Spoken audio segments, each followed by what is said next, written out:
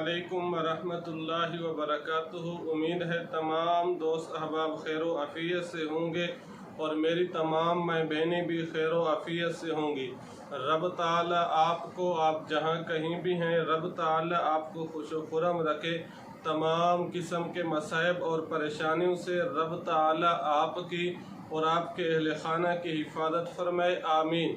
आज आप हजरात की खिदमत में जो वजीफ़ा और अमल लेकर हाजिर हुआ हूँ वो वजीफ़ा है रिश्ता के लिए वज़ैफ़। क्या मतलब कि आज आपकी खिदमत में चंद वज़ैफ़ पेश किए जाएंगे जिनके करने से इंशाअल्लाह रिश्ते में जितनी रुकावटें होंगी वो रुकावटें भी दूर हो जाएंगी और आपके बच्ची या बच्चे का रिश्ता भी अच्छी जगह तय हो जाएगा, अच्छी जगह रिश्ता हो जाएगा।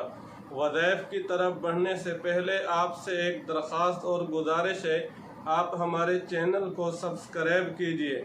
सब्सक्राइब करने के बाद बेल दबा दिया करें ताकि हमारी हर आने वाली वीडियो आप तक आसानी से पहुंच सके और आप आसानी से मुस्तफ़ीद हो सकें।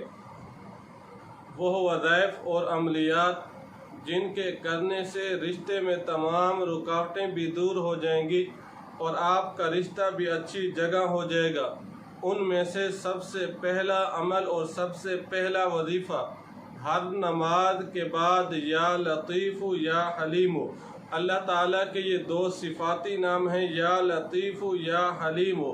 हर नमाज के बाद 341 मरतबा पढ़ने का एहतिमाम फरमाएं। इसी तरह रोज़ाना की बुनियाद पर 500 मरतबा अल्लाहु समद अल्लाहु समद पढ़ने का एहतिमाम फरमाएं।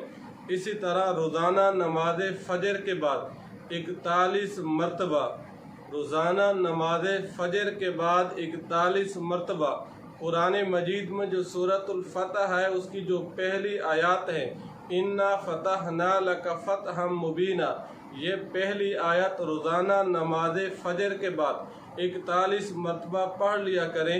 इन तीनों वज़ैफ़ और अमलियात के करने से इंशाअल्लाह जिस बंदे को रिश्ते के मुताल्लिक़ जो परेशानी है वो परेशानी भी दूर हो जाएगी और रिश्ता भी अच्छी जगह हो जाएगा। दुआ फरमाएं अल्लाह रब्बुल इज़्ज़त पूरी उम्मत मुस्लिमा की हर किस्म की परेशानियों से हिफाजत